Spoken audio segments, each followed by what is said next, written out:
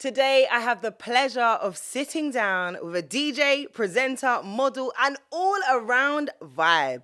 When she first burst onto the scene with her pink hair, might I add, and top-tier fashion fits, she brought new energy to the music scene. Whether she was waking you up on a Radar Radio breakfast show or creating some of the best viral interview clips and memes before memes were even a thing, and she was also introducing you to some of the hottest new music artists on Yo MTV Raps, UK, and all of other amazing music platforms. She's been taking over billboards as an international model and even making the nation fall in love with her on I'm a Celebrity, Get Me Out of Here. My next guest has definitely created a name for her in the broadcasting industry, and she's here to let them know how she did it. Please welcome Snoochie Shy. Woo! Hi. Oh my God, that's made me so shy. That was lit though. I need that as like an alarm clock just to remind me, do you know what? Yeah, you've got it going off. Like, that was sick. Thank you. Well, Shy. I'm shy now. Welcome to the mainstream. Thank you for having me. I'm so excited. I am so happy to be able to sit down with you because your journey is one for the books. I've loved seeing you like take over radio, TV, online in so many ways. So we're going to talk about it. Okay, we're going to talk about it. We're going to get into it because I think I actually remember when I first met you. I remember when I first met you. Do you remember? Yeah, 100%. It was at the, it was like, what was it? It was a fashion event. It was a pop-up. Yeah, it was in a pop-up. Brick Lane. Yeah, and I came up to you. Yeah, I came up to Remel because I was like, was you on Link Up then? Yeah, I was on Link Up then. Okay, yeah. And I would watch you on Link Up, and then I saw Remel in real life, and I was like, oh my God! Because I used to like watch Remel. I used to watch you all the time on like Link Up as well. So yeah, to see you, like, that was it. So I remember I came up to you because you was like a big inspiration for me as well. No, I've told you this before though. I know, but I still feel like people are lying. Why? What the hell? Okay, not lying. No, honestly, but like, you was like one of the first to actually like proper do that. Do you know what I appreciate mean? that. Like with Link Up and stuff, and all of your interviews have always been so sick, and you've always known your shit. Do you know what I mean? Because sometimes people can go to an interview and they don't know nothing. I mean, they milk it. We've seen. Yeah. So I mean, sometimes I might do that. No. Yeah, like, I can't lie. But no, you're seasoned enough to be able to make everything work. Yeah. So, yeah. But honestly, that's why I came up to you. Thank you That's for the first time we met. Giving me my flowers. I didn't expect to receive flowers in the first part of this. Well, they're here. I should have brought some roses, actually. I should have brought you some too because you deserve them. And that, we're talking what, 2011, 2012? Yeah. That's the vibe I'm getting. And you was very much a fashion girly. Like, you was a blogger. Correct me if I'm wrong. Yeah. Was you in a fashion girl group? Yeah, I was. It was called Confetti Crowd. Yes. That was it. Listen, it's not not. Being in it. And the post was archived, not just actually from being in that group, but like I think I just went a little bit crazy during that time. Because I started off blogging before, so I had like my own blog, and I was like doing like daily fashion posts, and then through like the blogging community and like going to loads of like different fashion events, I met these group of girls who was like cool, and then one of the girls was like, should we just start like a little collective and stuff? I was like, why not? But then like I just feel like some of my outfits were just insane. Like, they didn't need to be like that. Do you know what I mean? I hear you. But that's what made you stand out. Yeah, I felt like the pink era was definitely an era for me. Such a good era. But, like, sometimes I took the pink era way too far. Do you know what I mean? Like, I've got pictures of me. I think, where was I? Asda, and I saw a pink bin. Yeah, and it was like just like 3 massive pink bins, and I was like to my mum, stop the car, we've got to go out now. I've archived this picture, and I'm stood in front of the Asda bins in a full pink outfit, pink hair, just posing with a trolley outside the bins. It was just a bit too much, I think, sometimes, but it was a journey, and it made me me. That was such a good journey, and I love those times because, like you said, like you decided you're going to claim it. I'm going to be flamboyant. I want everyone to see me. And you were seen. But how did you actually get into fashion and blogging?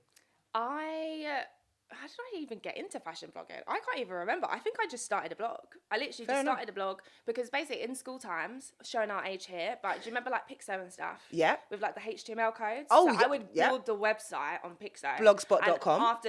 And then after school, like people would be like, oh my God, like we need to enter Snoochie's, well, I wasn't Snoochie then, sorry. But we need to enter Cheyenne's Pixo account. and stuff, because I had pages for all of my friends on there, but you'd have to click the pages to get through. Like, it was crazy. So I was a nerd when it came to like HTML coding and stuff. So then I was like, okay, I'm not going to be doing that in my adult life. So I think I was 17 when I first started actually blogging, and then I built that website from scratch. That's it. And then there was a magazine called Rewind Magazine. Yes. And I did this thing. Jeremy Scott was one of my favourite designers, and he had like this catwalk show where it looked like the people was in bin bags, the models in bin bags, but they weren't. I'm not making it sound nice, but like it actually looked lit. So then I thought, okay, cool. What I'm going to do is get a bin bag and interpret that outfit. So my mum did a shoot of me. I've made like a 2-piece bin bag outfit and then a dress outfit. Okay. Just in the garden that's not been mowed for like 3 years, taking pictures, put it on my blog, and then I sent it to Rewind Magazine. Okay. And they liked it? Yeah. Okay. He's like one of my mentors, but like Dacre, he's called. He saw it and he emailed me back and he was like, please come in for work experience. And I came in, did work experience, and then after that I was getting like £25 a day to come in. Yeah. That's better than minimum wage now. Yeah. And that's actually one of the first times I met Wretch Free too. I think I styled Wretch. No. Yeah. He won't remember this though.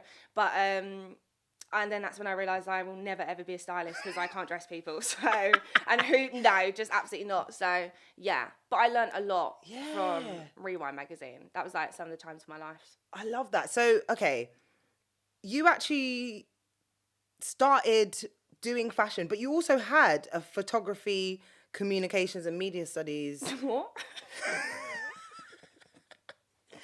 You did at college, right? How the hell do you even know that? I mean... Snartwar over here. What the hell? I knew you were going to say that. So you had the credentials to actually be in the media. That's actually insane because I don't even really tell anyone that. So that's madness. I'm scared. It's the mainstream, baby. I'm going home. Oh, I'll see ya.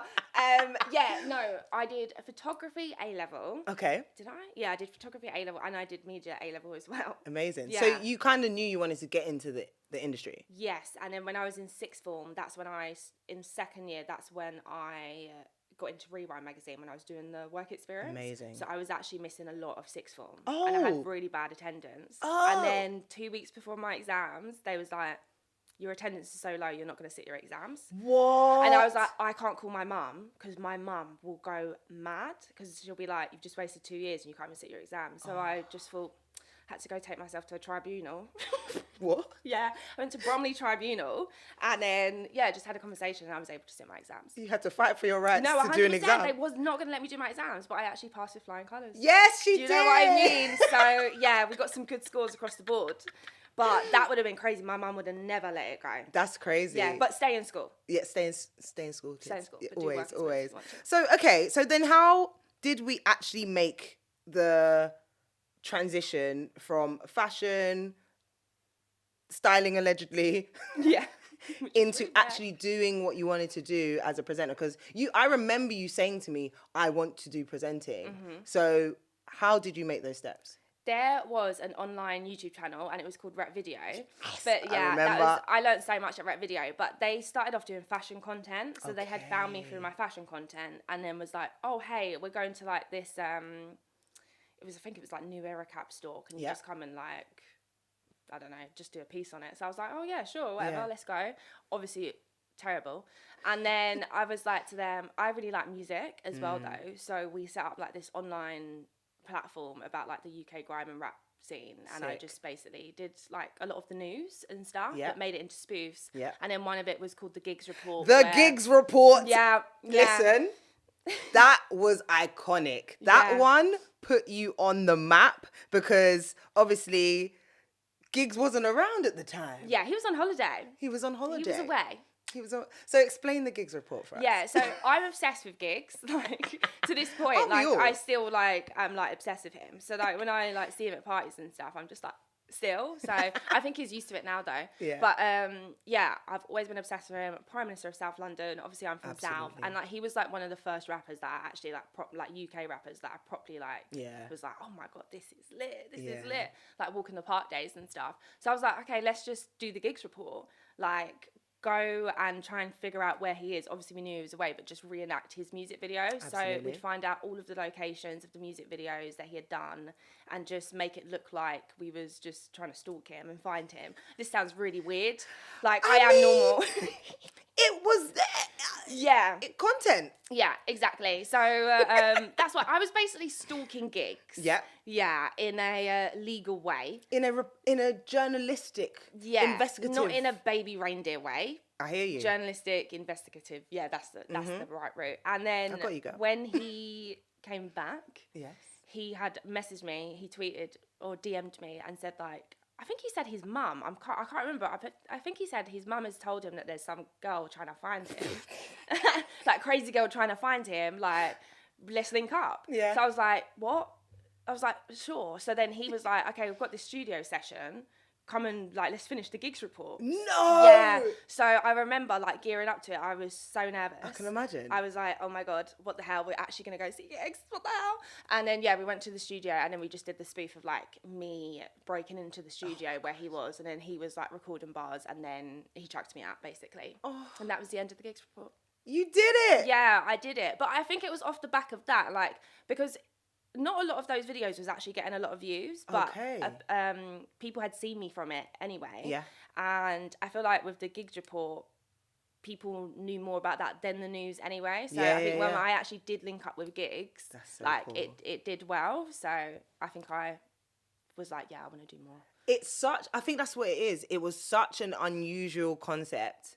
Like, you're basically documenting the scene and showing people, okay, this is what happened. We go to video shoots, we do this, we do that. And so the interest in that allowed you to kind of shine as well. Yeah. So, yeah, man, hats off to you, because that is such a genius way of, like, getting noticed. Yeah, and it was so fun because I feel like it's my first time I'd ever done any type of presenting. Yeah. So, yeah, I mean, the first videos are just awful, but, you know, you learn and you start somewhere, do you know what I mean? Yeah, definitely. But, yeah, no, it really helped me, and I feel like with that, because we was a group of mates as well, like, they allowed me, like, I'd sit and, like, help edit, I'd, like, Amazing. do edits for, like, days with them, I'd help, like, produce all the content and come up with ideas too, so I learned quite a lot, actually. That's perfect. I love that. Well, I feel like, I don't know how soon after, but then I remember you did the Triple V show with Vic Hope. Oh my God, yeah. That was on Vivo. And that was pretty much a high profile kind of feature to be a part of. Yeah. So you went from doing the gigs report to Triple V to Vivo, yeah. on Vivo's official YouTube channel. Well, Vivo's Vivo channel? Yeah, Vivo. It was when everyone was like Lil Wayne, Vivo, Ashanti, Vivo. Now no one's Vivo. It's just Lil Wayne. I mean, it's still going, but yeah. Oh, is it still happening?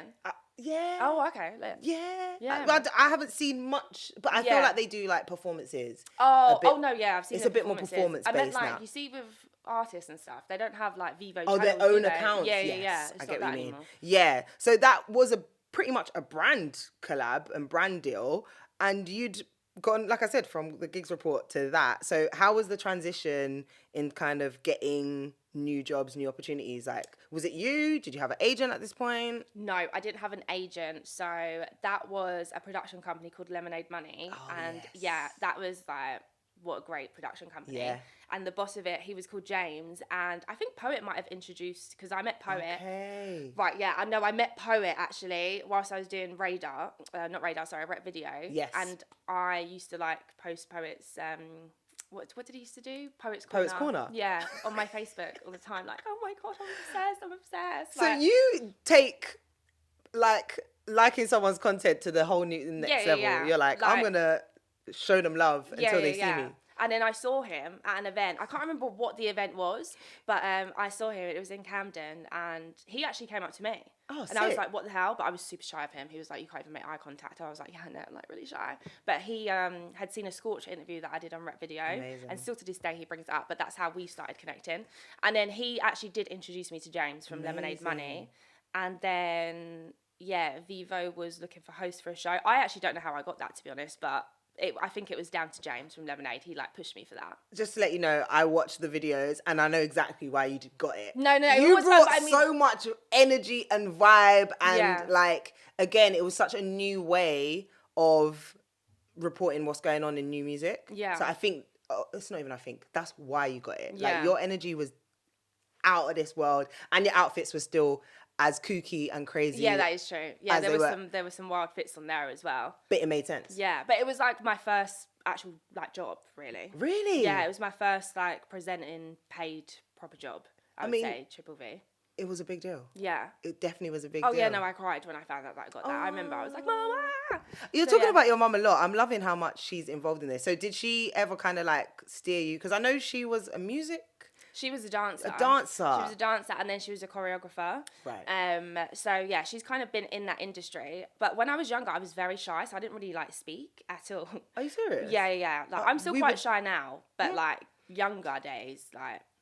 Yeah, very bad. Really? So my mum used to speak for me like quite a bit, but she'd always tell me like, I remember, I think it might have been my 13th birthday party in the house. I'd always have like house parties at mine, and then we had a DJ. He was called Vinny, our neighbour, and I just remember, he was playing Dizzy Rascal. Yeah. And I was like, oh my god, this is sick. And my mum was like, one day you're gonna be a DJ. I was like, what? Don't be so embarrassing. That is so weird. How can I be a DJ? Yeah.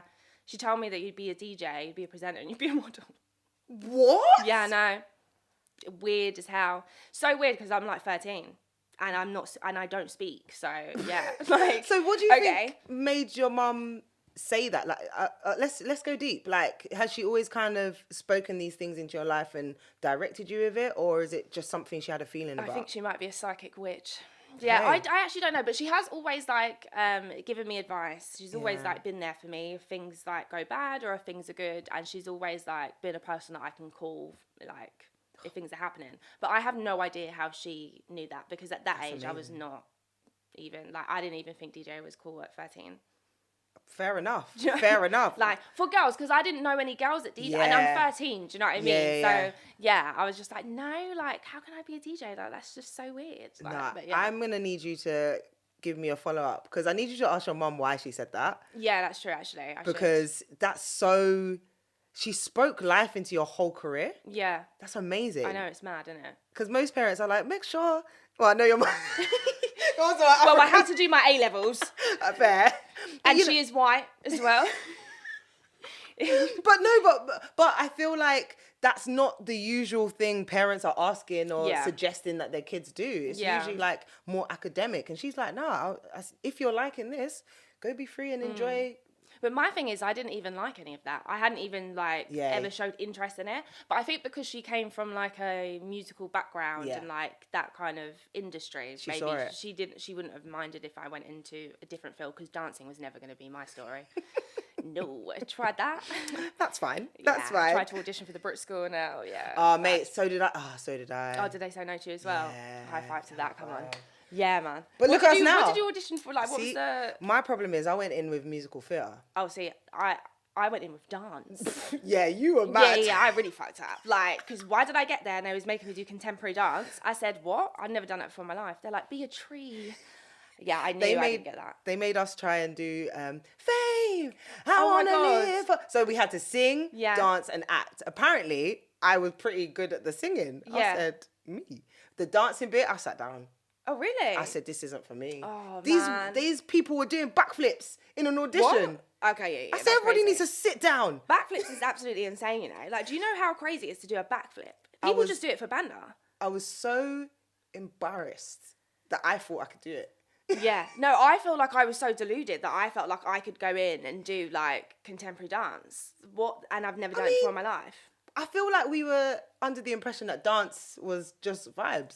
I just thought dance was just like street dance. Yeah, do you know what I mean? And hip hop. So when I got there and it was like, be a tree. Us being like naughty kids. Nah. Like, exactly. We should have known better. It's true. We should have known. But we move on, because after you did Vivo, speaking of poet, Yo MTV Raps. Yeah. This made history. 2018, you brought us the first ever UK edition of Yo MTV Raps. How was that for you? Is that would you say that's kind of like a milestone in your career as well? Yeah, that would probably be like joining MTV and then also like doing that show is still like a career highlight for me to this day. Like, yeah, that was some of the funnest times I've literally ever had. And the boss of MTV, like, he really like took me under his wing as well. Amazing. And he believed in me too. Yeah. So yeah, he really like opened up doors for me when he allowed me to join MTV, because he used to tell me off a bit as well. Oh, what? Yeah, because I was naughty. Oh, okay, please explain. Yeah, he just told me off for like. So I remember like we did we did a live show for one of the first Yo MTV Raps, me and Poet. Yeah. And I just thought, it's taking a bit long, isn't it? So let me just go get a drink. So I just went and get like an alcoholic beverage. And I remember he came over. He's called Jeremy, and he just came and looked at my drink and he went, "I'll be taking that." Sniffed it, was like, "Alcohol, yeah? Okay. And I just knew from there. So I was like, "Yeah, okay." Sipped it and I just put it down. Wait. Like, yeah, I'm not going to cross that boundary yet. You were drinking on the job? Yeah. I just don't think that maybe I should have done it then. Do you know what I mean? But I wasn't going to like have loads. But I thought, let me just have one for a bit of Dutch coverage. Yeah. Because we was hosting a live event. I get really nervous with like anything live. I get you. Yeah. In the environment, it felt like... Yeah. That's a little bit, okay, we could do that. Yeah, like, let me just have, like, a little bit of Dutch courage, do you know what I mean? Because, like, live telly and stuff, that's fine, live radio's fine, but as soon as I see actual people, like, staring up, I'm like, yo. So I just need, like, something. But I did, put that away. And he told me off about a Rick Ross interview, too.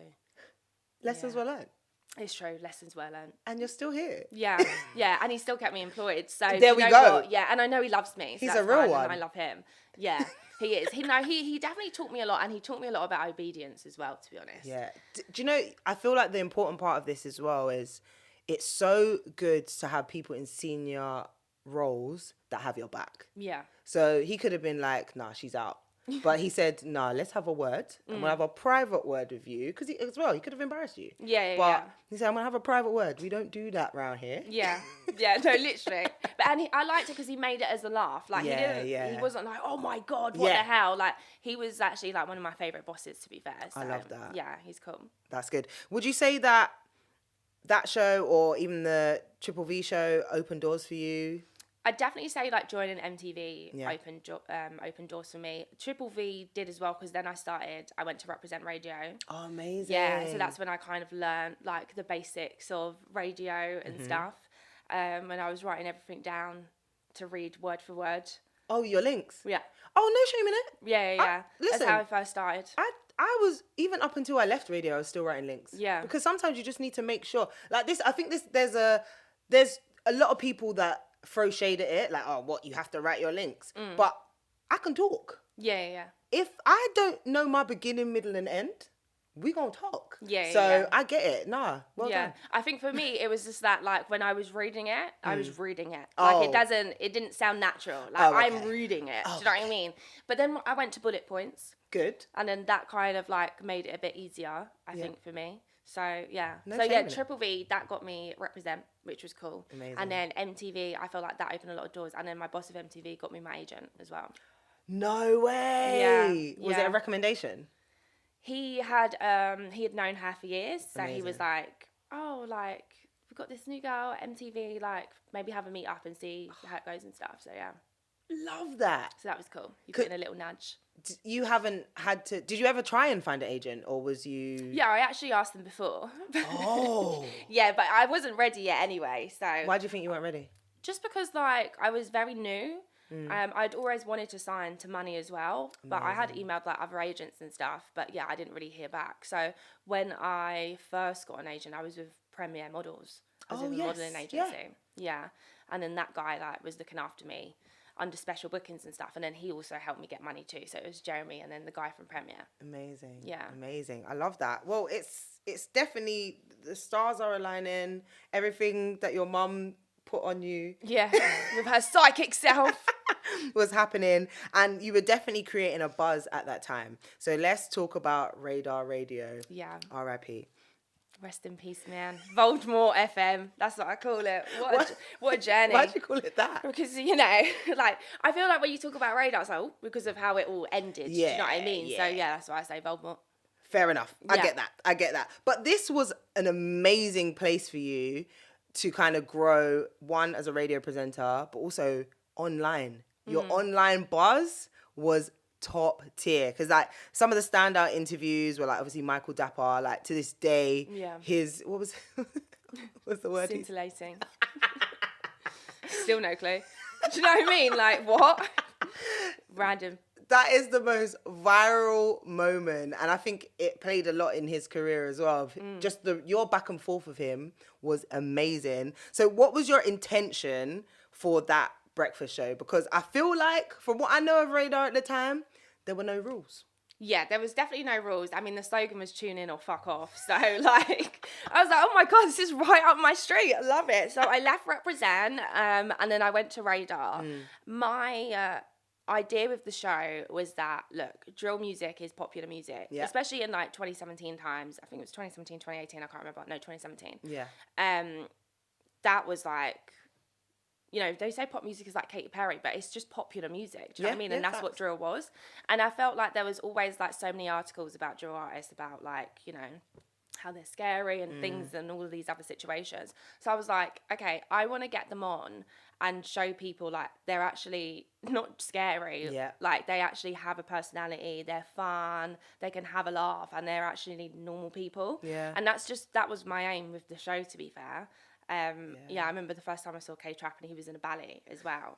Like, that was funny. But yeah, I just used to make, like, people just do, like, random games. But my thing is, I didn't want it to feel like I was taking the piss out of people. So I'd always, like, if there is a game, I'd participate in the game as well. Yeah. Or, like, my thing is, if someone might look silly, I'll take the piss out of myself first so that, you know, everyone's getting taken the piss out of. It's not a big deal.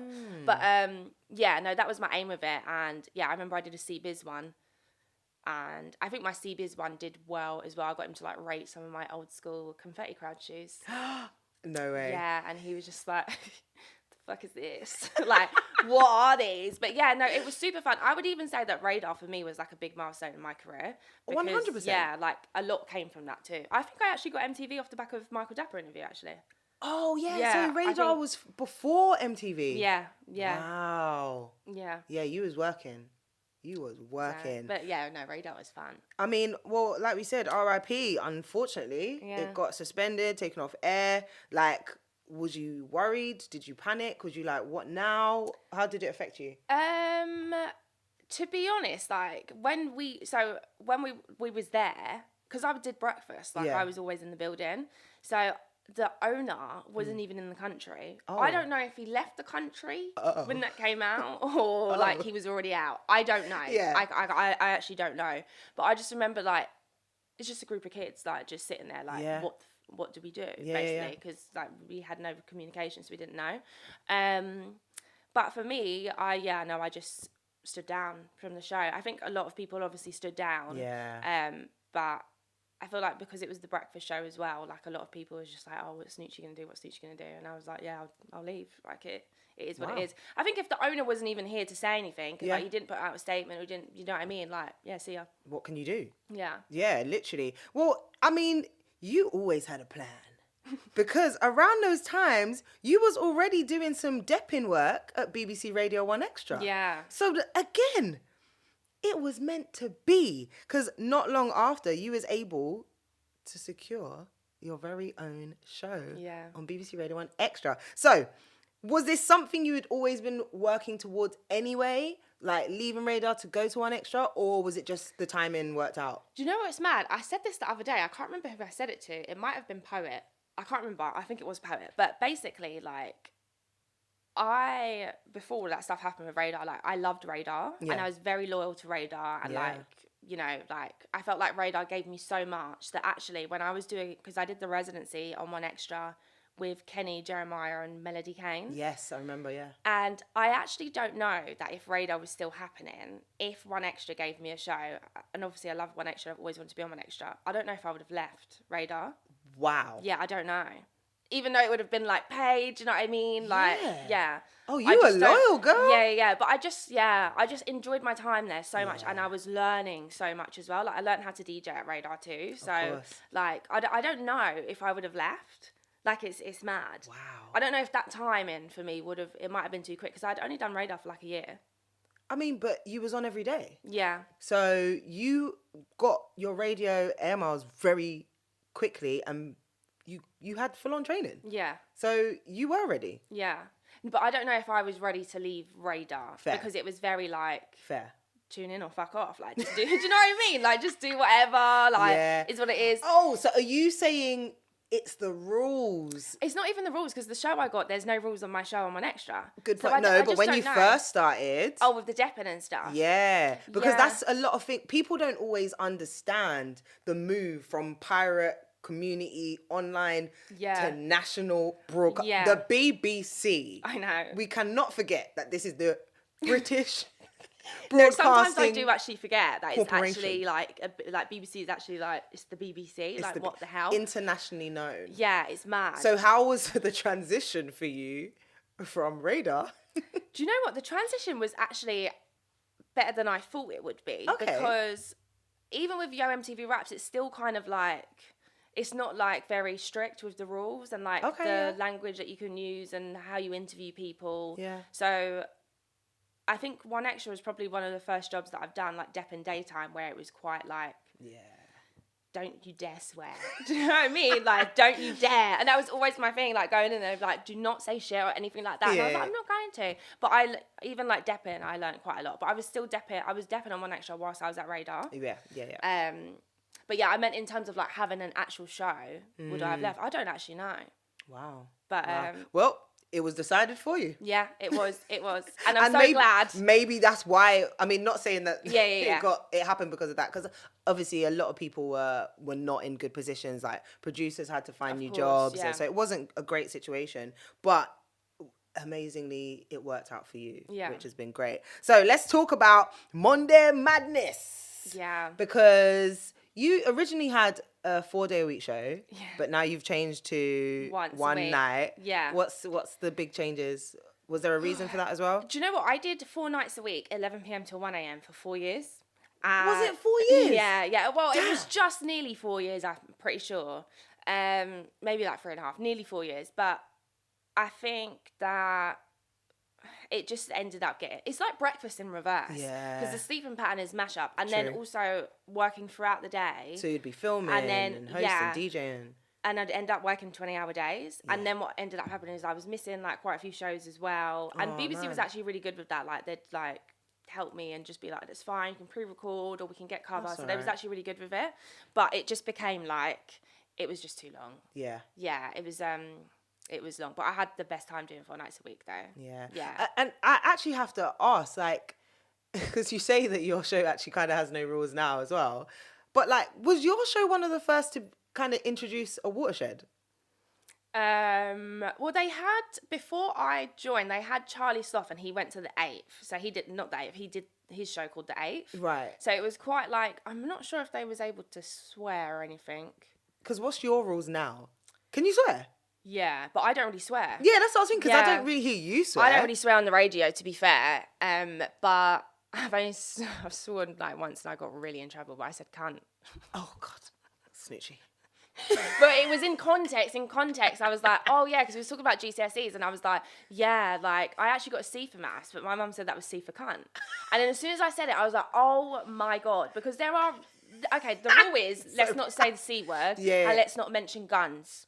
So, is that the rule? Yeah, basically. So F word, S word, like... Yeah, that's fine. Wanker, that's all right. Like, is it? Yeah, it's very laid back, and especially for the other guests. Like, they can definitely say whatever they want. More for their benefit then? What, the rule of you can say what you want? No, it's just... I don't even know how that happened. They just said, do what you want. Because I feel like not other stations can do this. Yeah, I have no idea. Maybe it's because I start at 11 p.m. as well, though. Yeah. But, yeah, and allowed to drink. You're allowed to drink? Yeah. I thought this was just something you did. No. It was because I had a lot of features that involved like drinking games and stuff. They like signed it off. But I don't even drink on the show anymore now either. Because if I start drinking on that show, now Jim's fucked in the morning. Like, it's just like, sorry, like, it's a new era. Do you know what I mean? So yeah, I don't. I feel like, so all these kids that are at uni being... broadcasting standards. Yeah.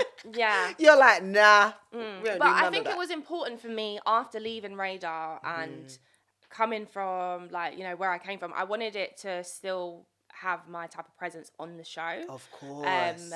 So when they gave it to me, the I was shy like, essence. Yeah. And that was, honestly, that was my dream show to have. I wanted to have a late night slot, no rules. And that was my dream. You've done it and you're still doing it now. Yeah. I love it. Well, I think one of the main things that I noticed about the change in your hours allowed you to do more things, honey. Because enter, I'm a celebrity, get me out of here. Yeah, that was mad. Oh my gosh, you are mad. Because I know you're scared of everything. Yeah. So what the hell was you doing in Wales? I mean, do you know what? I'm not going to lie. Like, once in a lifetime opportunity, really. True. Show that I've grown up watching, been obsessed with, love Ant and Dec as well. Yeah. And I was like, there was just no way I was going to say no to that. Are you like, serious? Yeah, no way. Like, I've debated about this so many times. Oh, I recommend anyone to do it. It is honestly the worst, but also best thing I've ever done in my entire life. Not even just like in terms of like career, I'm talking about for me, as a person. Like, it's wild. Okay, talk me through it, please. Yeah. What is it what's the actual experience like? The experience is hell. Like, I'm not gonna lie. Like, when I got there, I genuinely believed that, like, okay, cool, let me go and Telegraph. Can I have a breakfast bar, please? Because I'm starving. No. I said I couldn't believe it. Like, I lost so much weight in there. I'm pretty sure I went in 82 kg and I came out 72 kg and I was in there for 3 weeks. Yeah. Oh, I could do with that right now. Bro, rice and beans. Like, it was crazy. Like, we're definitely starving. But I don't know. Like, for me, going in there, it was a little bit like, okay, Frankie from the Saturdays is in here. What? I had a single. Yeah, like, yeah. Puppy love, don't piss me off. I said that to her. I couldn't believe it. Then it's like Richard Madeley, Richard and Judy. Yeah, what? that's crazy. Oh my God. Like, Ian, Bill, Adam Woodyard. You had a sick series, by the way. It was so fun. Yeah. And I am, like, I watch EastEnders at 6:30 in the morning, yeah, on iPlayer. I don't business. So when I saw him come in, I couldn't believe it. Oh my gosh. He was the best guy, actually. Because I had braids in my hair and I needed to take them out because we did the challenge and it honestly, like, it fucked my hair. So I was like, I'm gonna have to take it out. Really smell really bad? It was the smell, but it was also like whatever it was like really sticky, and I'm pretty sure it was intestines and stuff, and it was just stuck in the actual braid. So I was like, it's got to go. I've got to take it out now. And I was like, I need to wash my hair, but we don't have like, you know, like our hair stuff. It's not. You know what I'm saying? Yeah. So I was like, I kind of need something. But when you go to the challenge area for the trials, they have like sheer butt conditioner and stuff. Yeah. But it can't come upstairs. Oh, so you need to milk that moment. Adam Woodyard went downstairs for a trial and he smuggled it up for me and he said, I know you really need this for your hair, so here you go. And I was like, you are my guy. You are my guy. But they knew that though. I think they must have known because they didn't take it off him. Oh, they were like, just give it to Yeah, because they would have heard him speaking into my ear, to be honest. Oh, now yeah. I think about it. Yeah, but I think they just allowed him anyway, so they didn't mind. But oh my God. yeah, in terms of the actual experience, it was just mad to... You face your fears. I'm not going to sit here and chat shit like I'm still petrified of heights. I actually tried to tell them, like, heights is fine. Oh, I'm good with heights. Like, heights. You lied? Yeah. Oh, because you didn't want them to force you to do it? And they knew I was lying. Oh. So I'm just like, what the hell? So they put me on a fucking plank trial as soon as I got there. And that was the most petrifying thing I've ever done in my life, to the point that I don't even remember it. I blanked out. Like, it was just complete blackout for me. I'm on a plank and I watch it and I'm like, I don't even remember being there. Like, absolutely, yeah, insane. Wow. Buried Alive was fine though. Oh, no, I could never. Do you know what? I could never. No, but think about it, yeah? You're starving, yeah? You have to get these stars to eat. But also at this point, our camps were split up, right? Yeah. So I didn't want to go back there and be like, yeah, naughty boy's got it. No way. No way. So I laid in that coffin, and that was my worst one. I didn't want to do a plank or jump out a helicopter, and I did not want to be buried alive, and I got all of them. I didn't have to jump out a helicopter, I was just riding in one. I wanted to do the eating trial though. But yeah, cockroach, went up my fanny. Didn't you do the eating trial? Yeah. I put myself forward for that one. Oh yeah, that's what I'm thinking, what? Yeah. I ate quite a lot actually. Cow's arse. That was nice. Nice? Yeah. It's actually good. It actually was good. It just tastes like cold beef. So that was nice. It was just, That's the thing. Again, I've talked about this so many times because I'm a celeb fan as a viewer. Mm-hmm. And my husband's like, you do it. And I said, I cannot. No, you would. I cannot. Listen, the nation will hate me because I will tap out I'm a celebrity. No, you wouldn't do it. No. I guarantee I'll tap out. If I didn't do it on the plank, Babatunde right? tapped out, and I was like, crazy, I hear you, bro. I hear you, bro. Yeah, no. I hear you, bro. On entry, that's madness. Like, that is insane. When I saw that, I said, oh yeah, the next trials are yours. Like, madness. This is what I'm saying. I'll tap out, and then the nation will force me to do it. But I feel like Babatunde, he ended up actually like growing with the trial. So the more he did, like, he actually kind of got better. Do you know what I'm saying? I'm a big woman. I don't need to grow. No. But you would do it though. You're starving. Like, and then also you're gonna get competitive as well. I mean, it depends on what the trial is. I am so ignorant to the fact that I cannot do it. Anyway, knowing how scared you are, I'm like, what? you literally just blank out. I was so scared in the coffin. That bit, I'm claustrophobic. I can't even have a duvet over my head. I'm claustrophobic, Darren. Like, no, honest to God, like it was just a cockroach went up my fucking vagina, bro. Yeah, I was like, do you know what? I ain't had a lot of action for a while, to be honest. So I have a nice time up there, but you don't even think about it. I seen rats. I said, hello, cute, missing my cat, hello. Like, you just do it. It's just the kind of like maggots and the cockroaches. The thing is about the cockroaches, they just stink. Is it? It stinks like what I imagine death smells like. But like death in a not even in a freezer, just in a sauna. This is... So I'm getting morbid because I watch a lot of crime documentaries. This is so insightful. Aside from the trials, I just feel like you learn so much about yourself because one day feels like a month. Is it? Yeah, it's long. You meet so many different types of people from all walks of life. Not everyone you're going to get on with. True. Is what it is. But I think that for me, like, it was my big thing about going in there with no makeup, and then that's when people found out about my birthmark. Yeah. And now it's just like, before I'd cover it up all the time. Yeah. No one would know, not even boyfriends that I had. Really? No, what? I'd wake up and put makeup on. Oh, yeah. That but was then such when I a went moment. in there, after that, it was just weird because I just sat with myself for ages, and then, I've never been bothered about my birthmark now. I love that. Yeah. I love that. And the nation loved you for it as well, because I feel like everyone has a perception of you, being a model, being a presenter. Like, it was like, no, we're actually getting to see you and meet you and, again, fall in love with you. To see a little sensitive side. I know. But I mean? Little crybaby side. You've mentioned you're shy. Yeah. Please explain, because I do not see a shy bone in your body. Yeah, no, I'm super shy. I am. Like, I feel like I'm a little bit shy now.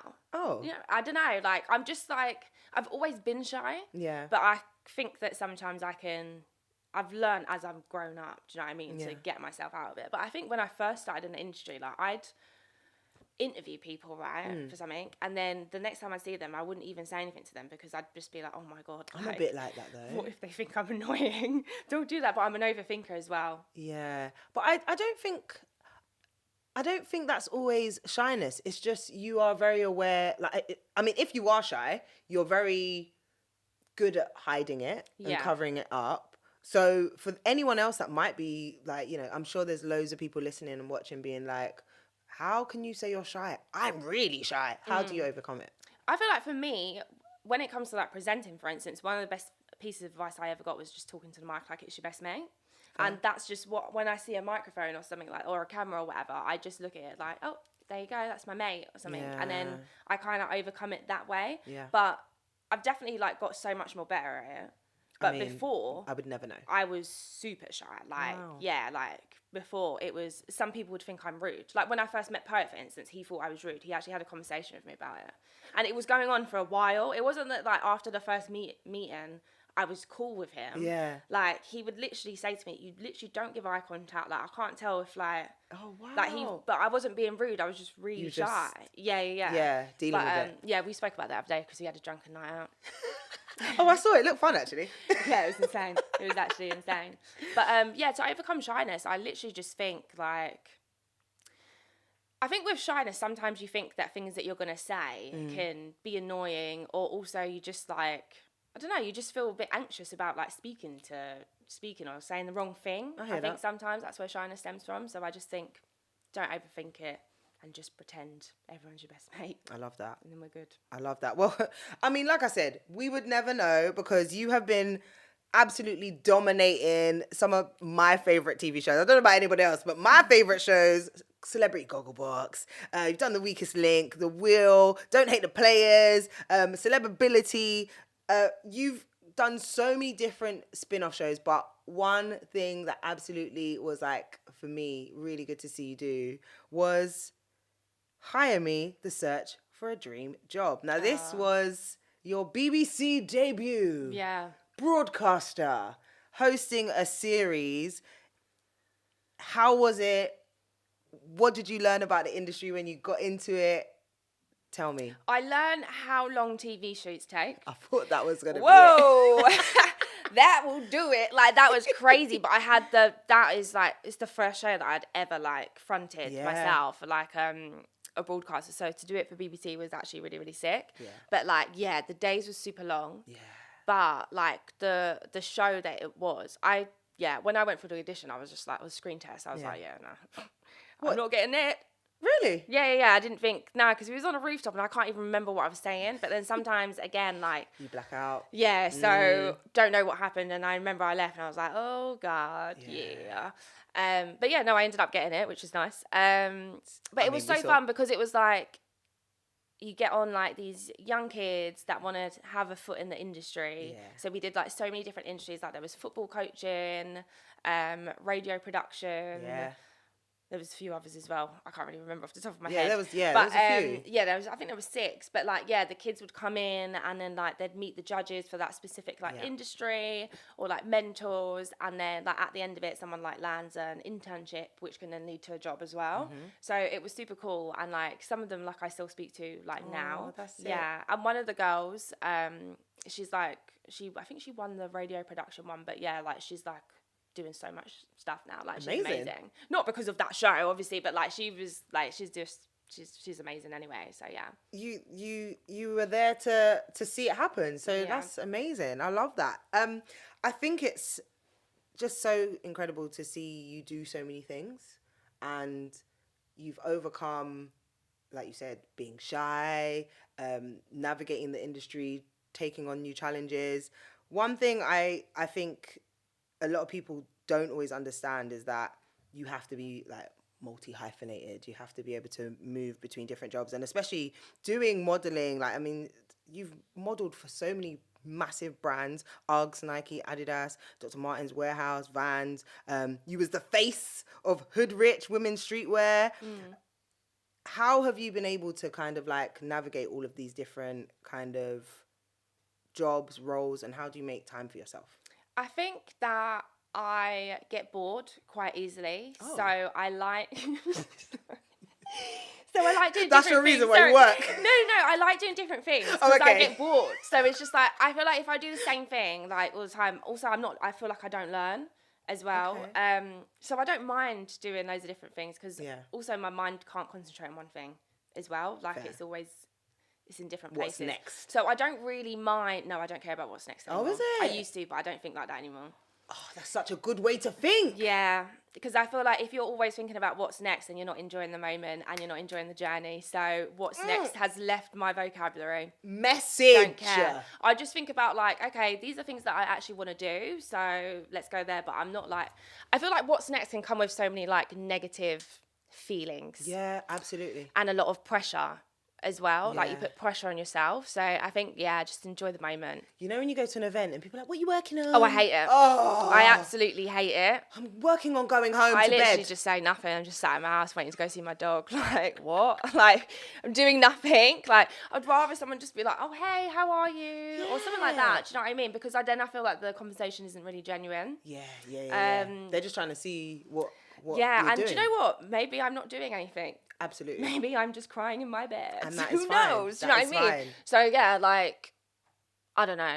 But I feel like, to go back to that point, like, I just like doing different things as well. But it is important to make time for yourself. And that's why I was saying, like, when I did the 4 shows and I was working, I think I basically did a year of near enough 20-hour days to 4 times a week. So it was an important decision to be like, okay, cool, like maybe we all need to think about how I can have some time for myself. Yeah. And now I feel like I've had time.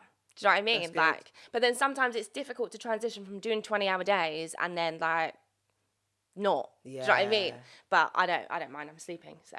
Do you know what? I've loved seeing you. You inspired me a lot actually when you did your big family holidays. Oh yeah. Because it made me realize I am not doing that enough. Like just time to switch off with all my people and just have a good time. Like, is that again another intentional thing that you like to do? 100%. Like, I just felt like, I mean, that one there was Tenerife when we got the villa, and that was like my birthday. So I was like, let's all come out. But I remember I'd done like a BBC, I think it was, what did I do? BBC Three Wireless Festival live thing, or whatever. And then my flight was in like about 3 hours or something. So I just went from the festival to the airport, like, yo.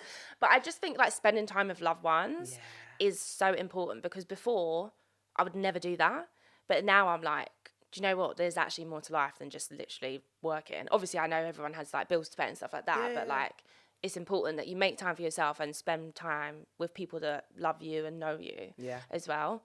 I took myself on a solo holiday to Santorini. That was lit. Oh, nice. Loved it. It's full of love over there. That's where I got married. Oh my God, yeah, that's what I'm talking about. That's what I'm talking about. Everyone there was like getting married or they was getting engaged, and I was just there like, yo, on my own. But I learned about self-love. Yeah. So, it's such a beautiful place to get married. It's a beautiful place. Like, I really want to go back, but I want to go back for like an anniversary or something. Oh yeah. But like, nice. But I love that you went there because I know how peaceful that place can be. Yeah. So well done. I had such a good time. Met a guy out there. Is it? Yeah. Okay.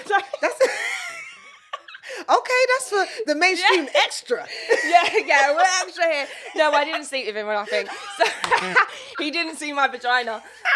But yeah, no, I was just on my own. I think it was like maybe the third night, and I met him. Was it the third? It might have been the first. Yeah, I don't even know. Listen. But I met him. But he like was like the bar manager for all of the places. That's so he was, right. Like, giving me tours and stuff. Get your hookups. Get your intros. Big up to Bill, man. Bill is great. Gorgeous guy. Big up, Bill. Yeah, had a little lips though. But fair enough. In the club. Girl, gotta do what you gotta do. Yeah, do you know what I mean? But then I left. So. But you know what? That brings me on to another point because you are a beautiful, stunning woman, but I know your online troll situation has been insane. Yeah. How do you manage this kind of the downside of online fame and attention? I don't mind, like, if people are like, oh, you're clapped, that's fine. Like, I don't mind if people are like, you're annoying, you're clapped, or anything like that. That doesn't bother me. I think it's when it gets, like, quite serious. Like, I've had incidents where I have, like, stalkers and stuff. So, that's like, terrible. Yeah, like, I've had someone that believed that we was generally in a relationship. So he would, like, turn up or, like, send, like, really weird gifts and things and, like... that got a little bit intense. That's scary. So that was because that's like scary. So I don't mind if your opinion is you don't like me or you think I'm annoying, but when it actually starts like infiltrating my life, then it becomes like quite a lot. And then I had a girl. She sent me ring camera footage, right? So she lives in an area that looked like mine, but it wasn't my area, and it was a guy with a rucksack, like walking around at like 3 a.m. in the morning, like banging on doors, trying to find me. I was like, I know Snoochie's in there. I know Snoochie's in there. Yeah, and she was petrified and she was like, so this was on her door. Yeah, she's got ring camera footage, and God. she was like, who are you talking about? He was like, Snoochie from Radio 1 Extra. And she was like, no, I don't even know what that. Genuinely open. She was like, no, I don't even know what that like means. And then I think she said that her boyfriend ended up coming, so like he ended up sorting it out and stuff. But then when she like messaged me and said, hey, like I wasn't familiar with you, but I just wanted to send this so you're aware of like the situation. But like I've sent it all of those stuff, like I've sent to like BBC and stuff, and they've been like really helpful with it. Good. Like if there's like scary incidents like that, they're like, okay, you need like security to walk you in. Like they've been very helpful with it, and like I think they stopped my post for a while as well. Oh, to the BBC? Yeah, it was just some weird things coming. Do you know what I mean? So yeah, it was weird, but those are the only ones that I'm like about. But yeah, like trolls, I don't really care about. I think with trolling, it says more about you than it says about the person, because it's just like, even if I didn't like someone, I wouldn't go and message them on a fake account and be like, oh yeah, you ugly fucking hoe, or something. So like, do you know what I mean? Yeah, like I'm not bothered. Yeah. So I'm sorry that happened, because all the kind of like stalker kind of situation, that is terrifying, and I think that's a lot of people don't realize. We're putting ourselves out there publicly as entertainers, but then there's people that are taking it a whole different way. So protect Snoochie Shy at all costs. Protect our energy. Yes, and hopefully that can be stopped. But I'm so glad the BBC are like supporting you with that. Like that's a must. That's definitely a must. Yeah. Well, we're getting to the end of our chat, and I love this question. We've had some really amazing like support on the show. Big up Leah, big up Mia. Come on. Hey. Assistant producers on the show. I loved this question because if you were to put together a Snoochie starter pack for new presenters, what should someone have in their backpack?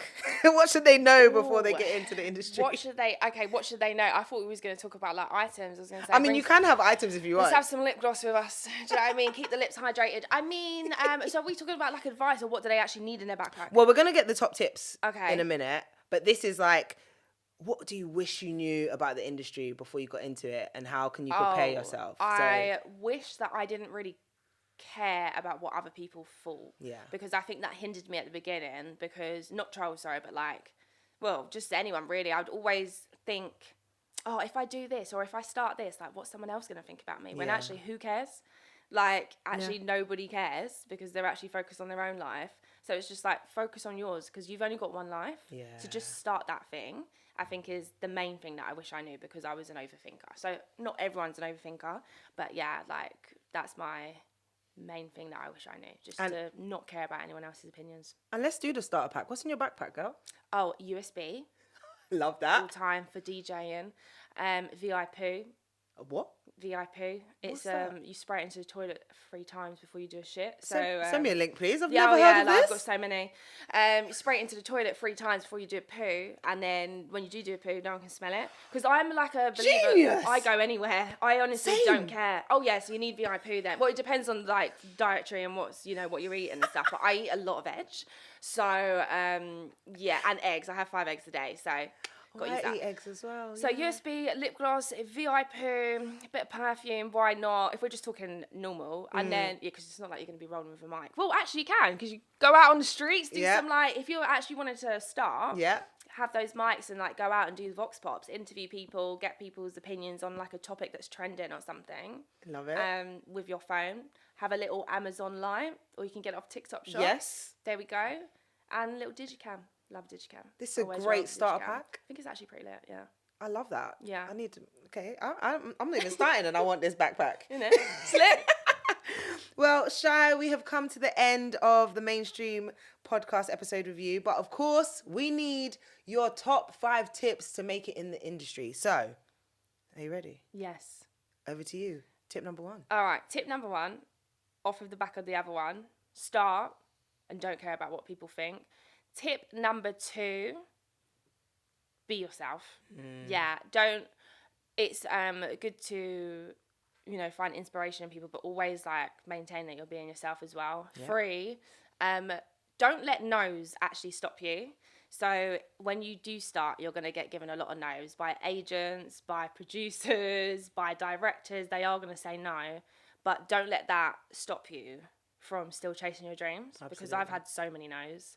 And then I feel like I've gone on to be like employed by some of the people that have said no before. So it's all about timing. Yeah. So yeah, timing is everything as well, number 4. And then number 5, I would say like utilize content and social media, because social media is like, we had social media like when we were starting, right? Yeah, but we had the basics though. Yeah, do you know what I mean? Like we had the Instagram sepia filters and shit, like crazy. And then obviously we had YouTube, but I feel like with like TikTok and... Snap stories and like Insta stories and all of that stuff, like, and Insta reels, like you can make so much content now. So I feel like, honestly, if you want to start, literally get outside, do vox pops, like whatever it is your passion and what you're passionate about, just start filming it and posting it to social media, because so much good. Like, people are multi-millionaires off social media. Facts. I need to get in my TikTok bag, because what the hell? what the hell? Like, what the hell-iante? I've been seeing some stuff and I'm like, oh my, get me on TikTok right now. Yeah. Do you know what I mean? And also, I think 4 and 5 go into each other, but number 5, don't ever be afraid to rebrand or like start again or have a new journey, like, because you should always want to learn more as well. So I would say that's fine, because that's where I'm kind of at right now. I love that. So that's the tip for me that I'm taking, number 5, yeah. Listen, these are tips for all of us, because these tips, as much as it's for like new people coming into the industry, these are life skills. Yeah. So it might not even be for someone trying to be a presenter or a DJ. Like, this is just life. Yeah. So thank you so much. Thank you. That was amazing. Thank you so much. I appreciate you. Let them know where they can find you, follow you. Yeah, Snoochie Shy, just on everything. Snap, Insta, TikTok. That's where I'm at. Not my address though, gamma. But Snap's fine. Absolutely. Yeah. Thank you so much for joining me on The Mainstream. Thank you.